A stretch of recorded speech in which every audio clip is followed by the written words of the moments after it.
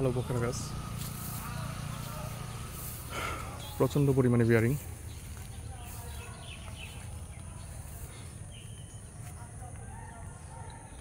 আপনাদের ছাদ বাগানে বা মাঠ বাগানে এরকম একটি আলু বোখারা গাছ রাখতে পারেন।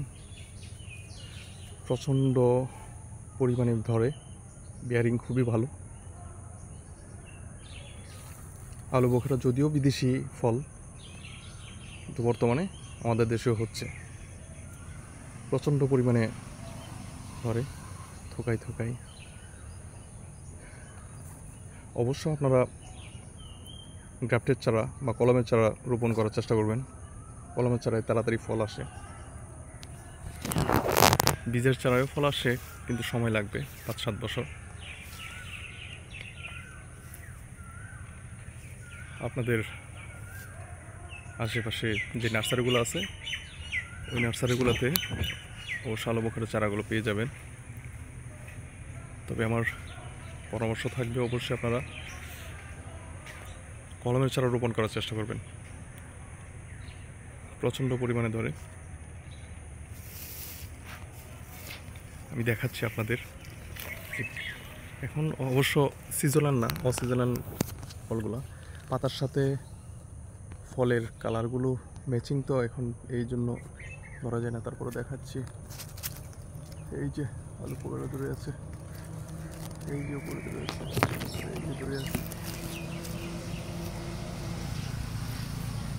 এই যে ধরে আছে, ছোট ছোট অসংখ্য ফল সিজন ভিত্তিতে এখনো দেখা যায়।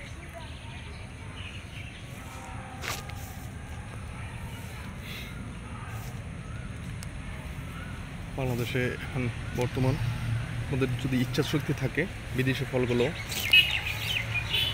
আপনাদের বাড়ির আশেপাশে রোপণ করতে পারেন। সেই সাথে বিদেশি ফলের স্বাদ আপনার নিজের বাড়ি থেকেই গ্রহণ করতে পারেন।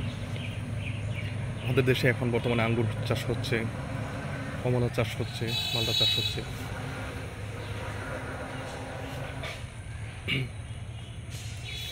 এই ফলগুলো আমাদের দেশে হচ্ছে। আশা করছি আগামী 5 বছরের ভিতরে বাইরে থেকে আর কমলা মালটা ইম্পোর্ট করা লাগবে না। বাংলাদেশে এখন আঙ্গুরের চাষও হচ্ছে।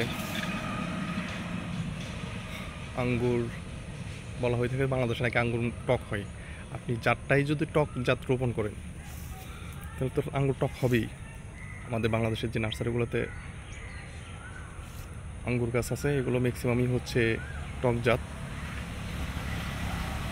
আপনি ম্যাক্সিমাম নার্সারিতে গেলে এই যে আঙ্গুর জাতগুলো পাবেন, এটা হচ্ছে টক জাতের। এখন বর্তমানে বাংলাদেশ অন্য দেশ থেকে আঙ্গুরের ভালো ভালো জাত সংগ্রহ করে বাণিজ্যিক বাগান সহ করতেছে।